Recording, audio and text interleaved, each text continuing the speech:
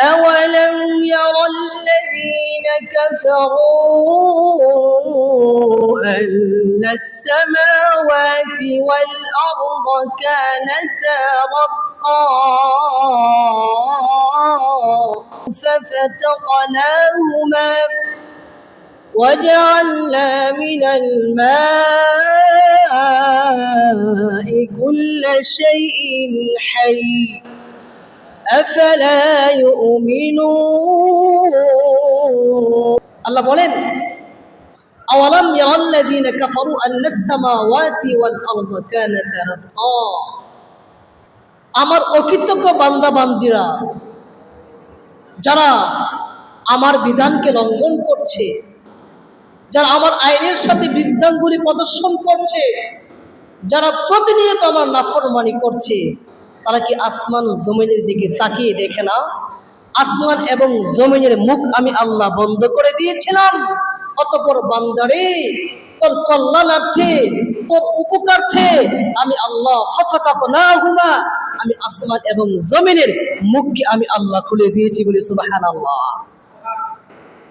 আসমান এবং জমিন বন্ধ ছিল, আল্লাহ মুখ খুলে দিয়েছেন। এর তাফসীর ইবনে কাসির এসেছে, জগৎ বিখ্যাত মুফাসসির ইবনে আব্বাস রাদিয়াল্লাহু তাআলা আনহু বলেন, আসমান এবং জমিনের মুখ বন্ধ এবং খোলার তার উদ্দেশ্য হলো আল্লাহ যখন আসমান সৃজিত করেছেন রব্বে কারীম, এই আসমান থেকে পৃথিবীর জমিনে বৃষ্টি হতো না।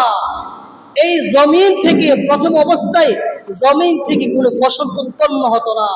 আল্লাহ তাআলা আসমান থেকে বৃষ্টি বর্ষণ করেছেন, জমিনকে ফসল উৎপন্ন করার ক্ষমতা দিয়েছেন। এজন্য আল্লাহ তাআলা বলেন আসমান এবং জমিনের আমি আল্লাহ প্রতিবন্ধকতা দূর করে দিই। আসমানকে বৃষ্টির মাধ্যমে, জমিনকে উর্বর শক্তি দিয়ে আল্লাহ উভয়টা নিয়ামতকে বান্দা ব্যবহার করার জন্য উন্মুক্ত করে দিয়েছে। যেমন অন্য আয়াতে আমরা এর দৃষ্টান্ত খুঁজে পাই। আল্লাহ বলেন